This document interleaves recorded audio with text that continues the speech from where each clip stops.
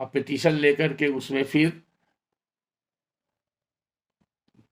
लिख देते हैं ब्रैकेट में final decree, title suit number दे करके आप ब्रैकेट में फाइनल डिग्री। तो इससे पता चलता है कि ये फाइनल डिग्री की प्रोसीडिंग है। तो आइडेंटिफिकेशन के लिए है और डिस्टिंक्शन के लिए है तो अच्छी बात है, उसमें कोई गलती नहीं है, लेकिन ये सूट में ही होता है। अब जब कमिश्नर के पास जाएगा तो कमिश्नर क्या करेगा, तो इसके लिए कंप्लीट प्रोसीजर जो है ऑर्डर 16 ऑर्डर 26 रूल 13 से लेकर के रूल 18 में सब लिखा हुआ, एक एक चीज लिखा हुआ है। उसको पढ़ने से आपको सारा चीज क्लियर हो जाएगा। और जैसे कि कोर्ट को सारा पावर है इंक्वायरी करने का, इंक्वायरी के संदर्भ में एविडेंस लेने का, जहां वर्ड है the commissioner shall inquire into, तो वो सारी प्रक्रिया कमिश्नर के द्वारा अपनाई जाएगी। तो एक्चुअली पहले हम फैक्चुअल एस्पेक्ट्स बता देते हैं, कमिश्नर कैसे करते हैं, क्या करते हैं, और प्रावधान कहाँ है वो भी बता देंगे।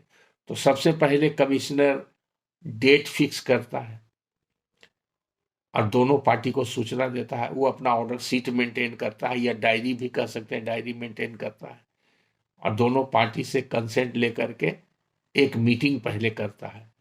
वो मीटिंग प्लेस कमिश्नर कहीं भी कर सकता है, अपने रेजिडेंस पर कर सकता है, कोर्ट हाउस में ही कर सकता है, बार एसोसिएशन में कर सकता है, या कोई थर्ड प्लेस पर अकॉर्डिंग टू कन्वीनियंस, कहाँ पर प्रॉपर्टी है, कितना दूरी पर जाना है, क्या।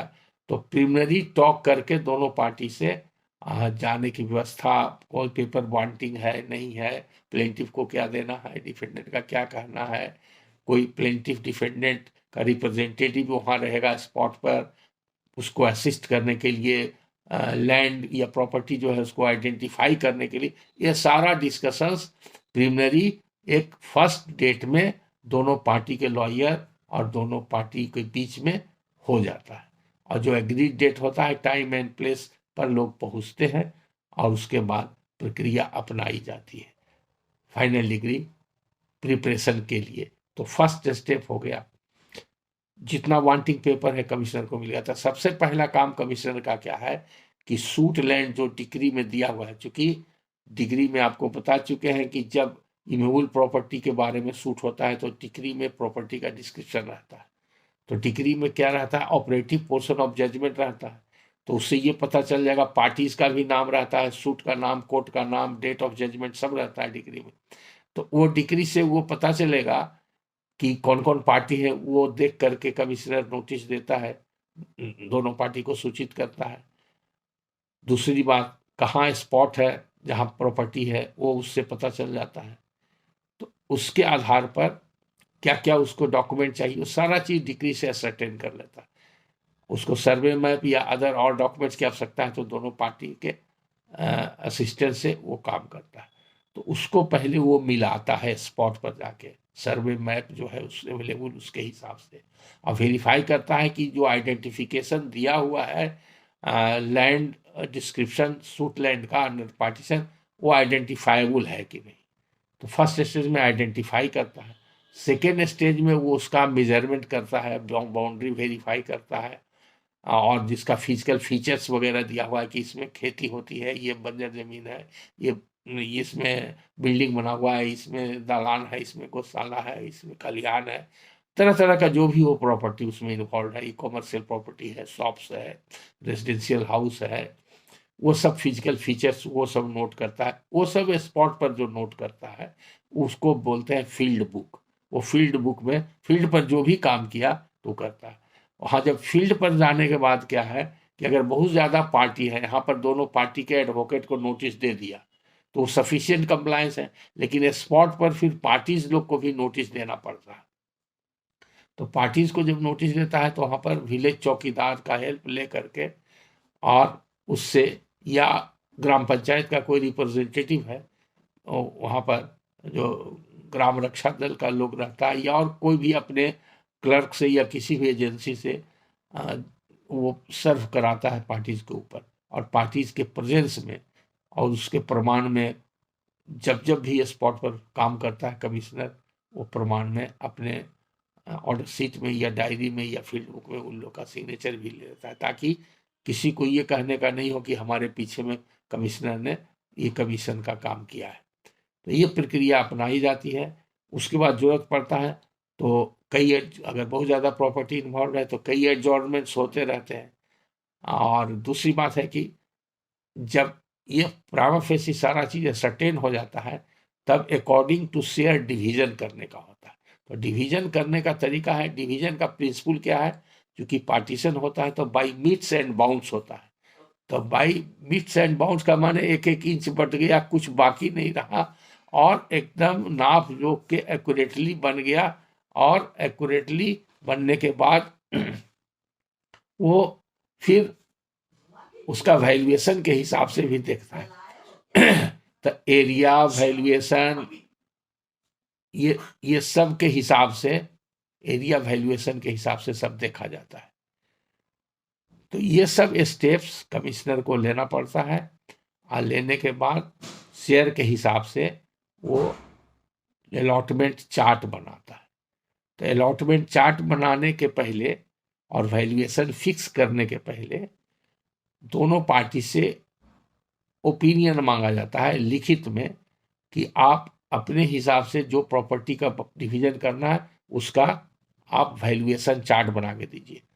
उसको रायबंदी कहते हैं। और दूसरा एक प्रपोज्ड पार्टीशन चार्ट बना के दीजिए, जिसको दाजबंदी कहते हैं या फटबंदी भी कहीं कहीं बोलते हैं। तो ये दोनों पार्टी से मांग करता है कमिश्नर, और उसको देख करके और फिर अपने विजडम और एक्सपीरियंस से और टिकरी के डायरेक्शन को देख करके उसी को वैरी कर सकता है, एडॉप्ट कर सकता है, मॉडिफाई कर सकता है, और फिर अपना वैल्यूएशन चार्ट और अलॉटमेंट चार्ट बनाता है। और उसमें कोशिश रहता है कि सबको शेयर के हिसाब से बराबर मिले। तो कभी कभी ऐसा होता है कि बैलेंस करने के लिए, मतलब पार्टीशन जो होता है इक्विटेबल कंसिडरेशन उसमें जबरदस्त है, इक्विटी के आधार पर होना चाहिए। मिट्स एंड बाउंड्स तो होना चाहिए, लीगली भी शेयर के हिसाब से होना चाहिए, लेकिन इक्विटेबल होना चाहिए। मान लिया कि 1 एकड़ जमीन है और वो 5-7 टुकड़ा में बटा हुआ है। अब उसमें से एक टुकड़ा रोड के किनारे है, वो काफी वैल्यूबल है, और एक टुकड़ा है जो बंजर जमीन है। तो अगर एरिया से इक्वल डिवीजन करेंगे तो किसी को लॉस हो सकता है, तो उसको इक्विटेबल डिस्ट्रीब्यूशन नहीं कहा जाएगा। तो इसलिए वैल्यूएशन के हिसाब से देखते हैं, तो वैल्यू से इक्वलाइज करते हैं। या कभी कभी ऐसा होता है यूटिलिटी के हिसाब से भी देखा जाता है। जैसे मान लीजिए एक प्लॉट उसमें है जो रोड के किनारे है, तो रोड के किनारे है तो सब पार्टी के लिए उसकी यूटिलिटी है इक्वली, सबके लिए वो महत्वपूर्ण है, तो कोशिश करता है कि सबको उसमें दिया जाए। तो इस प्रकार से वो वैल्यू इक्वलाइज करके एरिया भी उसी हिसाब से अलॉट करके अलॉटमेंट चार्ट बनाता है। और अगर बड़ा प्लॉट में डिवीजन हुआ तो उसका डिवीजन शो करने के लिए पहले वो मैप बनाता है, रफ मैप फील्ड बुक में बनाता है, फिर उसके बाद वो बाद में ट्रेसिंग पेपर पर फिर मैप बनाता है। तो सारा जो प्रक्रिया है, अगर जरूरत पड़ा वैल्यूएशन में तो commissioner as a court oral evidence, documentary evidence भी ले सकता है, किसी को भी सम्मन करके बुला भी सकता है, किसी को सम्मन करके डॉक्यूमेंट भी मांग सकता है। तो कोर्ट को जितना पावर है इंक्वायरी होल्ड करने का, वो सारा पावर कमिश्नर को दिया हुआ है। ये सब इसी रूल्स में लिखा हुआ है, 1 बाई 1 पढ़ने से एकदम क्लियर हो जाएगा। और प्रैक्टिकल नॉलेज सभी लोगों को है, जो लोग देखते हैं कि इस तरह से, तब जाकर के कमिश्नर जो है अपना रिपोर्ट तैयार करता है। और रिपोर्ट के साथ उसका फील्ड बुक, उसका order seat, diary, comparative map, tracing map, rough sketch map, जो भी होता है सब उसका पार्ट होता है। और अगर किसी का वो एविडेंस लिया है या वो कोई डॉक्यूमेंट लिया उस पर वो रिलाई किया है तो सब रिपोर्ट का पार्ट होता है। और सब रिपोर्ट के साथ अटैच्ड होके as annexure of the report वो सब कोर्ट में जाता है। और जब कोर्ट में जाता है तो कोर्ट में किसी भी पार्टी को ऑब्जेक्शन करने का अधिकार है। अगर ऑब्जेक्शन हुआ तो उसके बाद उस ऑब्जेक्शन पर दोनों पार्टी को सुनवाई करने के बाद सुना जाएगा कोर्ट के द्वारा। या तो सेटिसाइड हो सकता है रिपोर्ट, या वैरी हो सकता है, और या कन्फर्म हो सकता है। अगर सेटिसाइड हो गया तब क्या होगा, तो दूसरा कमिश्नर को बहाल किया जा सकता है, या उसी कमिश्नर को जो शॉर्ट कमिंग्स है, जो गलती हुई है, जो अनसाइंटिफिक मेजरमेंट वगैरह अगर हुआ है, तो वैसे केसेज में उसी कमिश्नर को भी उस डायरेक्शन के साथ फिर से दिया जा सकता है, वो डायरेक्शन दिया जा सकता है कि आप इसको इस पॉइंट पर करके सप्लीमेंट्री रिपोर्ट दीजिए। या तो पूरा सेटिसाइड हो गया है तो पूरा फ्रेश रिपोर्ट दीजिए, तो सप्लीमेंट्री रिपोर्ट भी मांगा जा सकता है और फ्रेश रिपोर्ट भी मांगा जा सकता है, या दूसरे कमिश्नर को भी दिया जा सकता है। दूसरा कमिश्नर उसी प्रकार से उसको फिर प्रोसीडिंग कंडक्ट करके फिर रिपोर्ट देगा। अगर मॉडिफाई हो जाता है तो कोर्ट अपने ढंग से उसको मॉडिफाई कर देता है, तो ही फाइनल ही कंफर्म माना जाएगा, माने मॉडिफाइड रिपोर्ट कंफर्म माना जाएगा। अब जैसे ही मॉडिफाई करके कोर्ट एक्सेप्ट कर लेता है या एज इट इज एक्सेप्ट कर लेता है, दोनों कंडीशन में वो ऑर्डर जो है बहुत फॉर्मल ऑर्डर होता है। अगर कोई ऑब्जेक्शन नहीं है तो बहुत फॉर्मल ऑर्डर होता है। वो ऑर्डर ही फाइनल डिग्री है। बहुत बार लोग सवाल करते हैं कि फाइनल डिग्री जो बनता है वो डिग्री है। वो डिग्री नहीं है। फाइनल डिग्री का मतलब हुआ डिफिनेशन के हिसाब से कि अब कुछ बाकी नहीं रहा। जो इशू इन कंट्रोवर्सी था पार्टीशन का, वो फाइनली सेट एट रेस्ट हो गया। प्रिलिमिनरी डिग्री में शेयर हुआ और इसमें आकर के डिवीजन हो गया। डिवीजन जो हुआ उसको कोर्ट ने एक्सेप्ट कर लिया। तो the order by which the court accepts the report of the advocate commissioner, that order itself is A final decree. वही ऑर्डर फाइनल डिग्री है।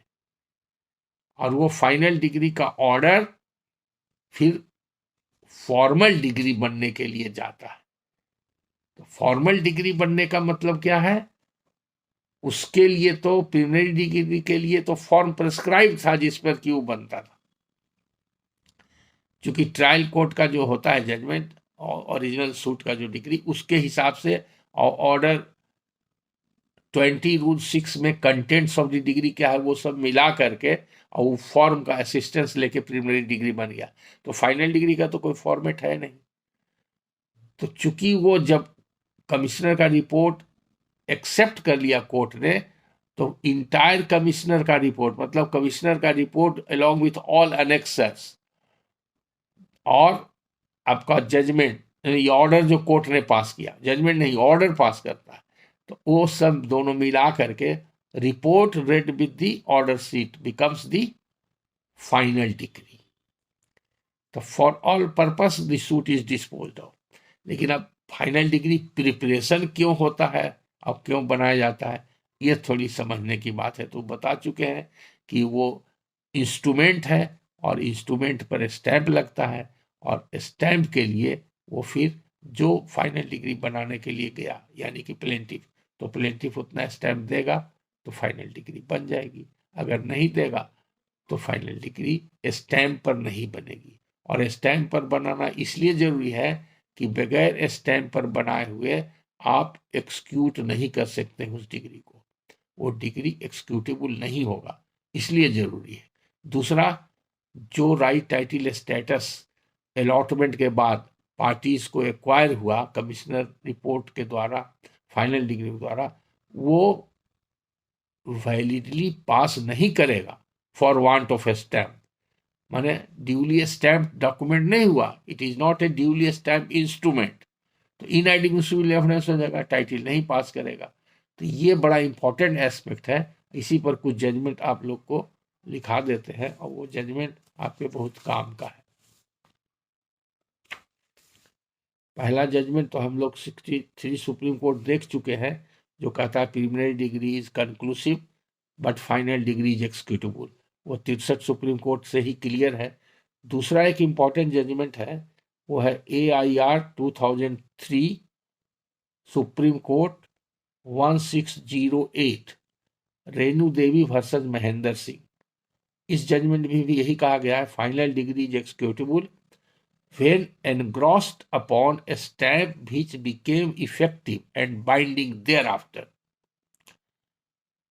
इसी जजमेंट में एक इंपॉर्टेंट एस्पेक्ट है कि बहुत बार ऐसा होता है, पूछते हैं लोग कि कॉम्प्रोमाइज फाइल हो गया पार्टीशन सूट में और कॉम्प्रोमाइज डिग्री बन गई, तो कॉम्प्रोमाइज डिग्री प्रिलिमिनरी है कि फाइनल है? तो हर बात का जवाब वही है टेस्ट की, अगर कुछ आगे स्टेप्स लेना बाकी है तो प्रिलिमिनरी है, और सभी स्टेप्स कंप्लीट हो गया तो फाइनल है।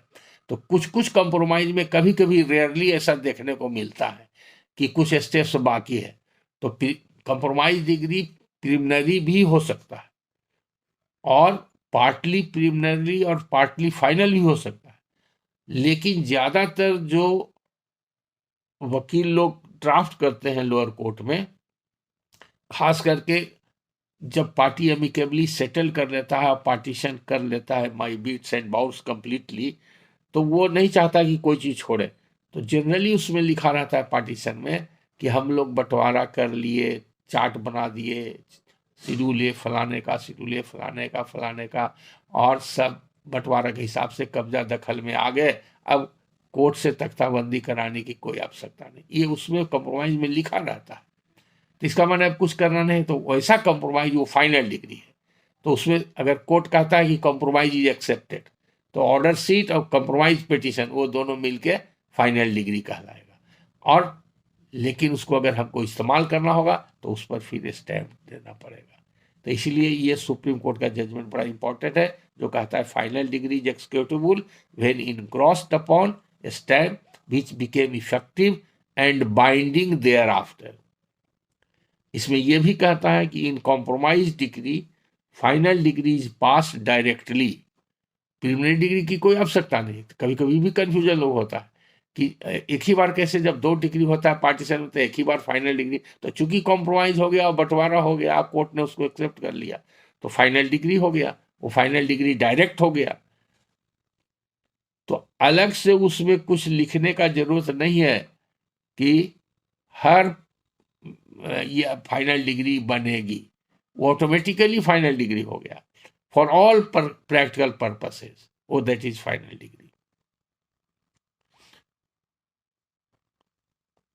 दूसरा एक इंपॉर्टेंट एस्पेक्ट है कि फाइनल डिग्री के लिए हम लोग कहते हैं कि कब पिटीशन देना चाहिए, कब इनिशिएशन होना चाहिए। कई बार ऐसा देखा गया है कि प्रिलिमिनरी डिग्री बन गई और सालों साल गुजर गया, तो इसके लिए कोई लिमिटेशन नहीं है। बहुत बार लोग पूछते हैं, बहुत बार लोग पिटीशन दे देते हैं, पिटीशन कंडोनेशन का इस तरह का भी देखा गया है।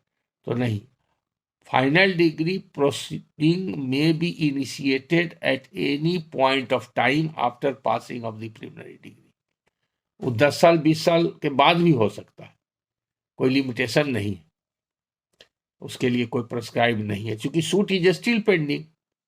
तो इस पर डिसीजन है Bimal Kumar versus Shakuntala, Bimal Kumar versus Shakuntala 2012 volume 3 SCC 548। अब इस जजमेंट को बताने का एक और कारण है, बड़ा इंपॉर्टेंट है, फिर आगे के टॉपिक में भी आपको काम देगा, यहां पर हिंट कर देते हैं। डिग्री को अगर हम इन्फोर्स करना चाहते हैं एक्सक्यूशन में, तब डेट कब से देखा जाएगा।